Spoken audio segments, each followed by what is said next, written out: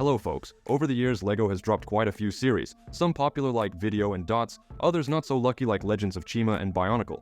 The common thread is that pretty much all LEGO fans know about them, but today I'm diving into the less talked about side of LEGO. The series I'm bringing up today is kinda left in the dust, forgotten by fans or even the company itself. Don't forget to hit subscribe and enjoy the video.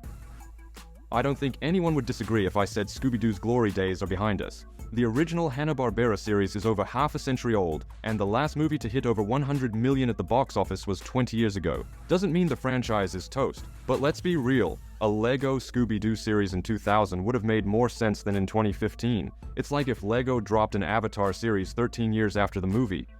Oh, okay.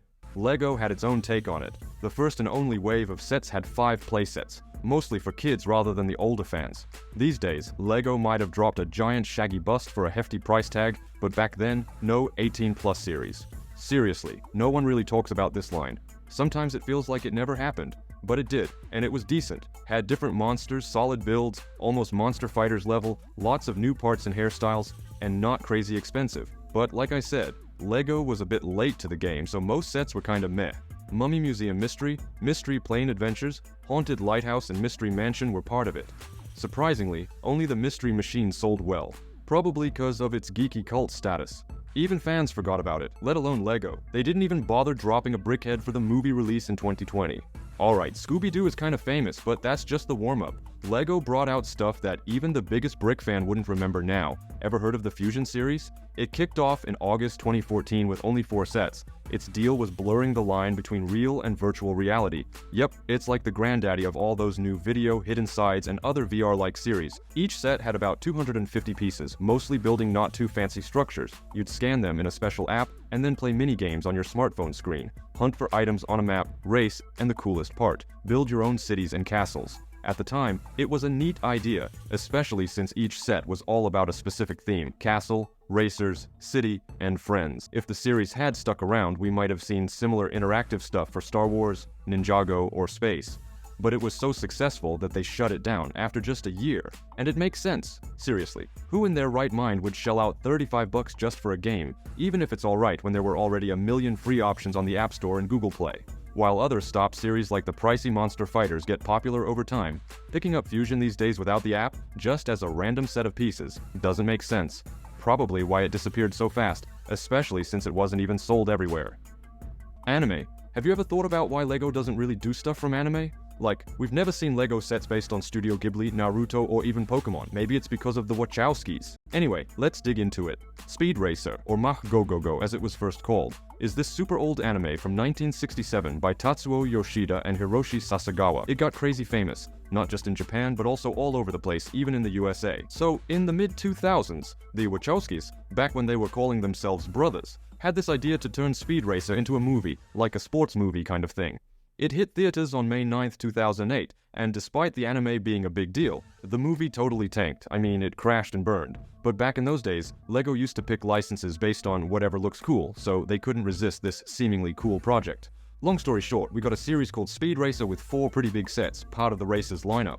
Speed Racer and Snake Oiler, Racer X and Taiho Togohan, Cruncher Block, and Racer X and Grand Prix Race. The minifigures in this theme had really cool prints for their time and kinda different faces. Honestly, I can't complain about these sets. They turned out pretty good. The only reason they didn't do so hot is because the original Wachowski movie flopped big time. Since then, LEGO hasn't touched anime stuff, especially the American version.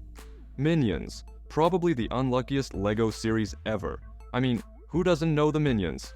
These super popular characters from kids' movies made over $4.5 billion together. Plus, the Minions are like a goldmine for merch producers. Plush toys, bed sheets, mugs, undies, you name it. So having LEGO sets based on this mega franchise should have been a sure win, right? Well, not in some alternate universe without a pandemic. Back in April 2020, they planned to drop 5 sets for this line: Brick-Built Minions and Their Lair, Minions Kung Fu Battle, Unstoppable Bike Chase, Minion Pilot in Training, and Minions in Gru's Lab. But the movie Minions Gruvitation, which these sets were all about, got pushed back a whole year because of COVID. LEGO decided to keep only 3 of the new sets, and they released the other 2 right away, without waiting for the movie. Time passed, 2021 finally arrived, and by then the LEGO had managed to make 4 more sets, probably getting excited about massive profits. Kung Fu Training, 2 Brickheads, and Bob Minion with robot arms. Well, as you probably guessed, the movie got pushed again, this time to 2022. But the Danes got tired of waiting, so instead of postponing the sets again, they just threw them into the market with zero media hype.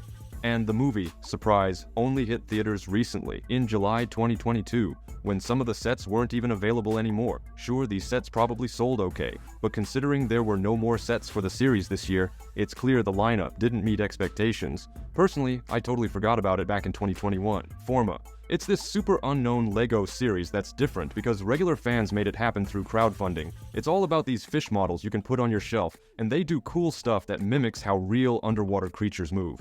Back in 2019, only one set, the koi fish, and 3 extra skins for 2 more fish and a shark got made. They only sold it in the United States and the United Kingdom, maybe to check if people liked it before thinking about selling it in more places, but since no one talks about it now, it seems like it did okay, not great, and they haven't tried crowdfunding for something like this again. Trolls World Tour. A series that kind of ended up like those Minions we talked about earlier, but Trolls isn't as famous as Despicable Me, so LEGO probably didn't expect too much from it. This was LEGO's first time teaming up with DreamWorks, and it's kind of a bummer because instead of sets based on Shrek or How to Train Your Dragon, we got Trolls. At first, Trolls World Tour was supposed to be in theaters, not trying to make crazy money, especially since the first one only made $350 million, a bit low for a DreamWorks movie. But thanks to the pandemic mess, the studio just put the movie on the internet, and LEGO maybe wasn't too happy about that.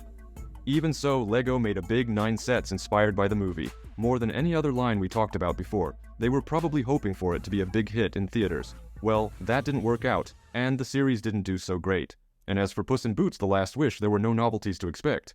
But I still wish they'd drop an 18+ Shrek's Hut, though. DC Superhero Girls. This series popped up in the good old days when LEGO sets based on the DC universe weren't just dropping once a year. LEGO designers had the freedom to try out new things with this theme. DC Superhero Girls is like a mix of your usual superhero stuff with a Friends vibe. There were 2 waves in total, making up 10 sets. They didn't have super fancy builds like Friends, which, no joke, I think is one of the best kids series nowadays. Instead, they tried to grab buyers with their storyline, even sparking a full-on animated series. Despite the seemingly popular source material and a big marketing push, the line totally tanked.